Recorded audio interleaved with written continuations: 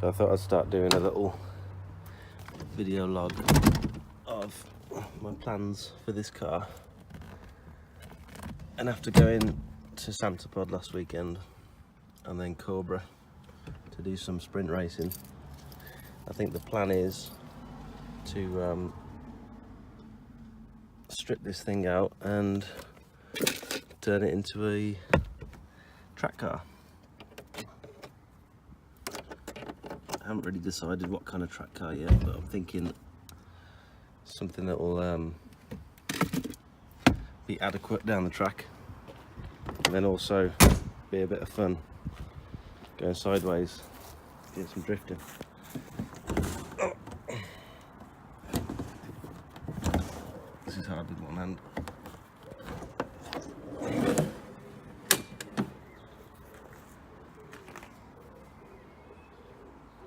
So it's pretty standard at the moment. Kind of original, I guess. There's a lot that needs doing. This car was pulled out of a field in Norfolk, which is about 3 hours away from me, and it had been sat there for over 15 years. The guy told me that the chassis was good, which it is, and he also said that he's heard it running, and he sent me a video of the car running, which was good. So when I got it back, we went through all the electrics, like the lights and stuff, did all the earths. I put some new wheels and tyres on it. I think they were part worn tyres. And we got it MOT'd, which didn't actually take as much as I thought. Like the chassis is in really good condition, considering it's been sat outside for so long. I know a lot of other Scimitars suffer from the outriggers rotting away, but this one's actually really good, as far as I can see anyway. As far as the garage could see, it's pretty good. And so yeah, pulled it out of a field, brought it over, got it MOT'd, and I actually ran it for a while as a daily driver. And then I sold it to one of my good friends that I used to work with at Aldi. Saw the car a couple of times since then, and then when I went back to see him, he said he's got his eyes on another project. He wanted a MX-5 turbo, so he said he needs the space and he was going to sell it back to me. He said he was going to put it on eBay, but I said I'd have it back, even though I'm still living at my parents'. It's not ideal, but I couldn't see the car go. It's only got about 40,000 miles on it, 44,000 miles I think.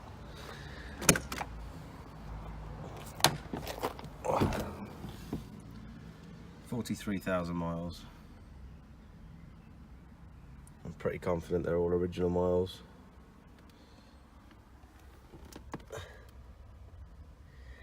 When I first got the car,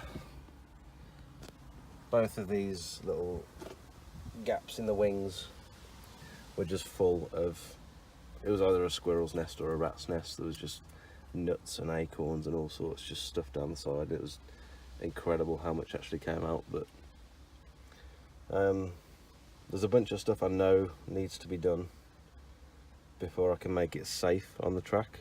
I don't think I'm looking for crazy power or anything like that. I'm not looking to win any races. It'd be nice if I can get it fast, but the main issue is to get it safe. So first things first is going to be the fuel. I know there's an issue underneath the filler hole where the tube goes into the tank. There is a leak under there somewhere. I don't think it's a bad one, but it is dribbling. When we got the side exit exhaust made, I also asked them to replace all of the fuel lines with copper, and they did a few in the engine bay and then gave up, I think, which I was really annoyed about. They didn't even put Jubilee clips on or anything. Like this one they left like that, which isn't good. And then from there backwards, about halfway down the car, is is copper, and then the rest of it's still rubber or whatever they use. So I think rather than start trying to patch stuff up and fix leaks and stuff, I'm just going to pull the whole fuel system out, pull the tank out and replace it with a race tank, which will probably go where these back seats are.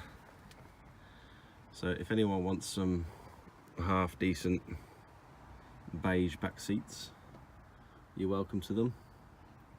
Only thing I'd ask is if you can come and take them out, that'd be great, because obviously still living at my parents, I can't really take them out and have them hanging around the house or in the back garden or whatever. So if someone can come over, unbolt them, they're free. Just come and pick them up and get rid of them, that's fine. I believe, from what I can see of other people's pictures on Google and stuff, underneath these back seats there's some nice kind of square recesses either side in the shell. So I don't know how kind of safe or stupid this is, but I'm thinking fuel tank over that side and then relocate the battery over this side, and yeah, have the copper fuel hoses going underneath the car and then up into the engine bay, and have the return doing the same. Not sure how hard it is to relocate the battery in this. I'd like to have the battery in underneath here, and then all the fuses on the side there as well. I think that would be quite neat. Obviously all the carpet's coming up, all this has got to go, all the underlay's got to go. It's just mouldy and horrible and wet, and I think this is just going to be a bitch to try and get out, but it's got to go. So I'm sure it's really, really heavy. The idea is to save as much weight as we can, not worry too much about looks, because the car's not exactly the prettiest, but I think it's got a certain look to it. A lot of people are I get two different receptions when I go to car shows. I get some people saying, so when are you going to paint it? And other people are saying, you're not going to paint it, are you? So I'm not really sure what to do at this point. So if you've got suggestions, feel free to post in the comments. I feel like when I turn up at car shows, everything else around me is like concourse rebuilds and stunning paint jobs. Mine's the only one with a bit of character, and it's the only interesting thing there. Nah, that's not fair. It's certainly got some character. I kind of like the paint as it is, but I think what it'd be cool to do is, once all the interior is pulled out and I get a couple of race seats in there, to pull out all the underlay and just paint all this and get it all looking real good. Pull out the headlining, just paint everything on the interior and make it all look immaculate and brand new. Do the same in the engine bay. This is going to be a body off thing as well. When I get a bit of workshop space, or when me and Sophie move out into our own house, we'll make sure there's plenty of room either on the drive or in the garage or in the back garden or whatever, to make sure we can get the body off and have a good look at the chassis, and just do a full ground up, you know, take anything off that we don't need, put everything apart, and either recondition it or replace it. So first thing's fuel, and then I think the second thing will be to try and get this power steering sorted. Down here is a big boot, and that boot leaked everywhere the other day. So from what the guys on the Facebook page told me, the boot shouldn't be filled with oil. There's a seal inside, not oil, power steering fluid. There's a seal inside that's probably gone, which means the boot's filled with power steering oil fluid and then unsplit. So I think the whole rack could do with coming out and being, you know, pulled apart or replaced. I'm not too sure yet, but Not sure whether to wait until the body's off for that or whether to do that soonish. So I don't think it's a massive job. It all looks like pretty accessible. And then there's the question about power and what I actually want to do with the engine. It's a low mileage engine, and I think once I've replaced the oil and serviced it, it's going to be quite a strong engine, I think, because it's served me well for a good 6 months while I was driving it to work and back. Other than the occasional coolant leak, everything else seemed fine. So whether it's going to be spend a fortune upgrading this engine and probably only making less than 200 brake horsepower, or putting a different engine in there, which I think would be the smarter way to go, but I don't want to. I'd like to stick with the Essex. Or whether I do what the real dream is and put either a single turbo or twin turbos onto the engine. But then there's the issue about the carb and whether it can hold the pressure and how much PSI you can actually put through it before it starts leaking air out, and then tuning the thing. I don't know how you'd tune an engine like this that's not designed for turbos. I think there was a TVR version of this engine, but I'm pretty sure it was fuel injected. I can't really remember, that had turbos on it, or a turbo.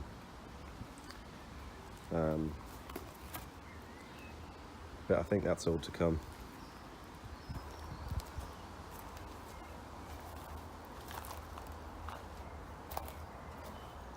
Kind of like the way it sits at the moment.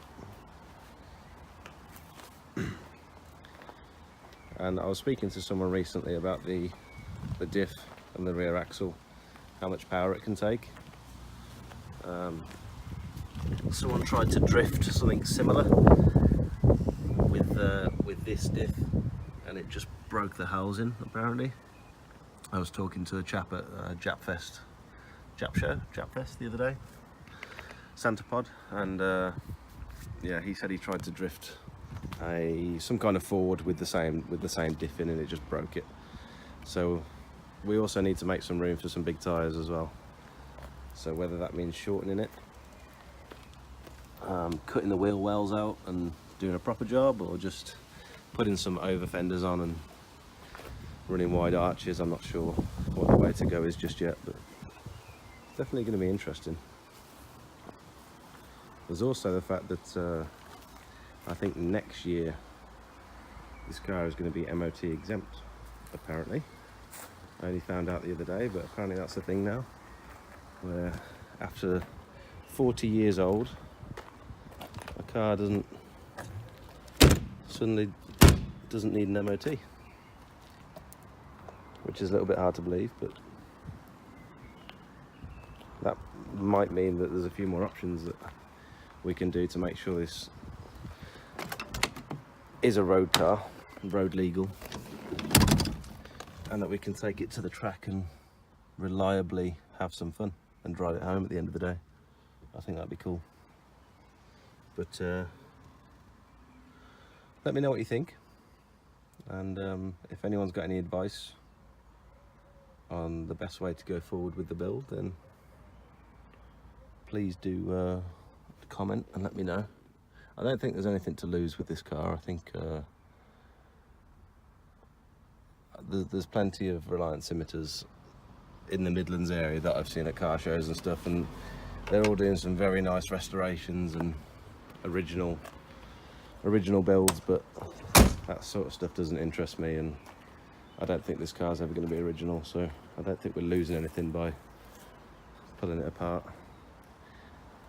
Plenty of these cars sat on people's driveways, just not going anywhere. So I'm happy that I brought this one back from the dead, and I think it's about time we did something interesting with it. So let me know what you think. If anyone wants these back seats or any of the interior panels, not really sure how much of the dash I'm going to keep just yet. I'd prefer a black dash. On some of my old Scimitars I had the black on black interior, which was a lot nicer than the beige, I think. But if anyone wants to do any trades or swaps or anything, if you think I could benefit from something you might have lying around in your garage and you'd like to swap for something I've got, then just let me know and we'll have a chat about it. Cool. Well, I'll catch you guys later.